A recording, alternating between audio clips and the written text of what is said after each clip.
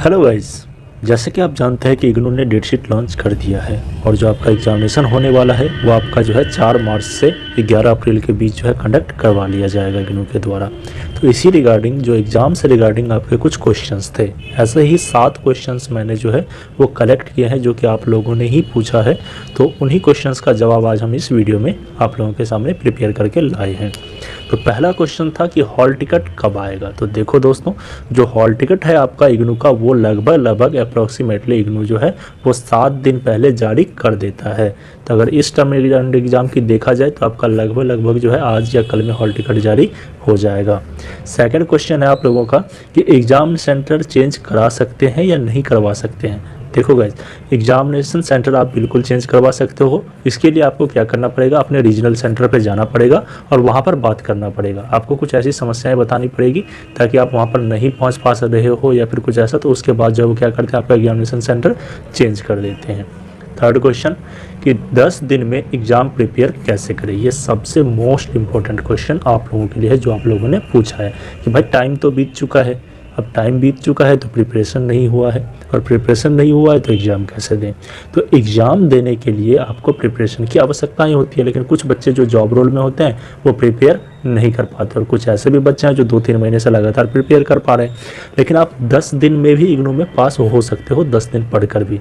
उसके लिए क्या करना पड़ेगा आपको, सबसे पहले आप क्या कीजिए कि जो आपका पिछले 5 साल का है इग्नू का क्वेश्चन पेपर डाउनलोड कीजिए। और हाँ, क्वेश्चन पेपर वो होना चाहिए जिस टर्म एंड एग्ज़ाम के लिए आप जो है एलिजिबल हैं। जैसे कि आप दिसंबर सेशन का एग्ज़ाम देने वाले हैं तो दिसंबर सेशन का पिछले 5 साल का क्वेश्चन पेपर डाउनलोड कीजिए और जून सेशन का पिछले 2 साल का क्वेश्चन पेपर डाउनलोड कीजिए, और दोनों के बीच में सिमिलरिटी देखिए कि कौन सा टॉपिक ऐसा है जो बार बार रिपीट हुआ है। मैं ये नहीं कह रहा हूँ कि आप क्वेश्चन देखो कौन सा रिपीट हो रहा है, क्वेश्चन देखने में आप कंफ्यूज हो जाओगे। आप टॉपिक देखो कि कौन सा टॉपिक है जो बार बार आपका रिपीट होता जा रहा है या फिर जो है जिसका प्रोबेबिलिटी हद से ज़्यादा है।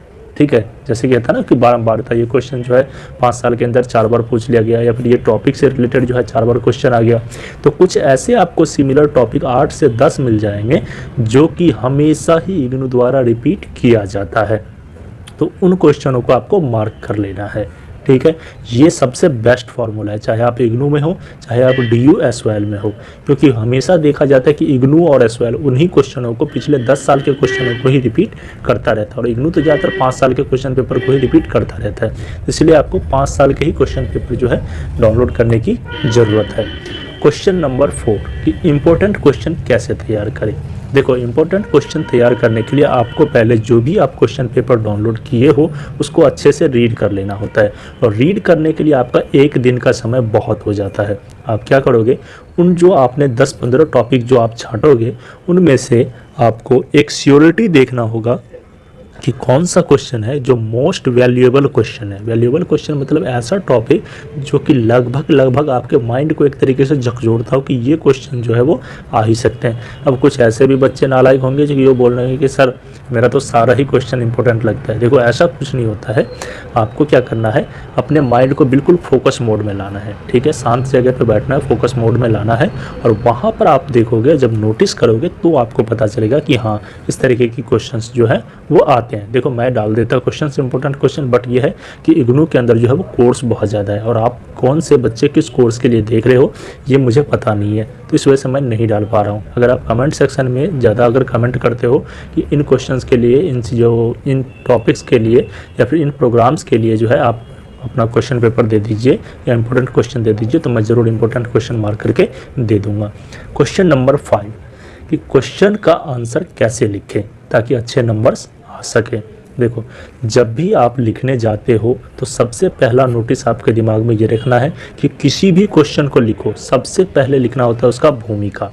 ठीक है, भूमिका लिखने से ये पता चलता है कि हाँ बच्चे ने अच्छा प्रिपरेशन किया है, क्योंकि जब भी आप कहीं भी इंटरव्यू के लिए जाएगा या किसी भी चीज़ के लिए जाते हो या फिर आज एक टीचर ही वर्क करते हो तो बच्चों के सामने क्या करते हो, सबसे पहले आप एक उदाहरण पेश करते हो। उदाहरण अगर भूमिका देखा जाए तो एक तरीके से संक्षिप्त नोट होता है, जैसे कि हमारा संविधान ही देख लो, संविधान की एक भूमिका है, प्रस्तावना है, जिससे पूरा संविधान वर्णित हो जाता है। तो इसी प्रकार से उस क्वेश्चन की भूमिका को हम इस प्रकार तैयार करें कि कम से कम हुआ आपका जो है 70 से 80 वर्ड से लेकर 100 वर्ड के बीच में होना चाहिए। ठीक है, भूमिका। जिसके अंदर संक्षिप्त सार मिल सके।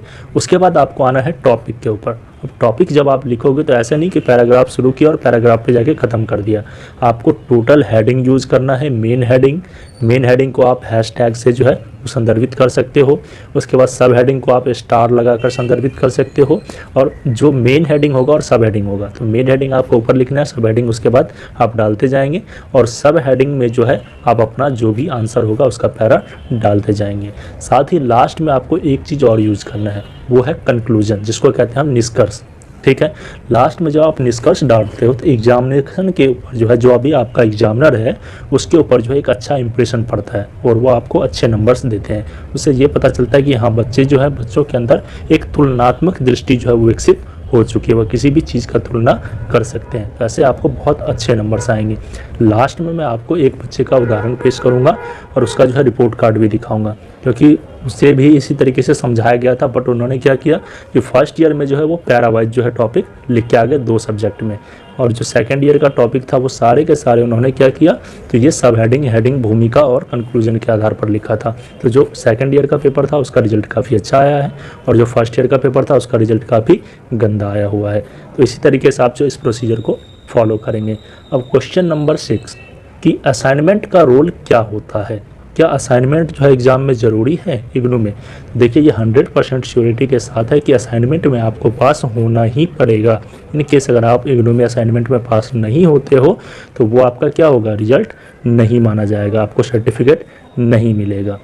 ठीक है, उसके बाद जो आपका क्वेश्चन नंबर 7 जो कि लास्ट क्वेश्चन मैंने आपके लिए प्रिपेयर किया है वो है कि रिजल्ट कब तक आ जाता है। देखो, अगर इग्नू की बात की जाए रिजल्ट की, तो आपका एग्ज़ाम के बाद लगभग 1 से 1.5 महीने के अंदर में जो इग्नू रिजल्ट जो है वो जारी कर देती है। और इग्नू का ऐसा नहीं है कि प्रत्येक सब्जेक्ट कोड का या फिर प्रत्येक प्रोग्राम कोड का एक ही दिन वो रिजल्ट जारी करता है, वो बारी बारी से सबका रिजल्ट वो जारी करता जाता है। और ऐसा नहीं है कि एक ही दिन में आपके सारे मार्क्स अपडेट हो जाएंगे। मार्क्स अपडेट में भी वो टाइम लेते हैं, और वीक दर वीक जो है या फिर डे बाय डे वो मार्क्स भी आपके अपडेट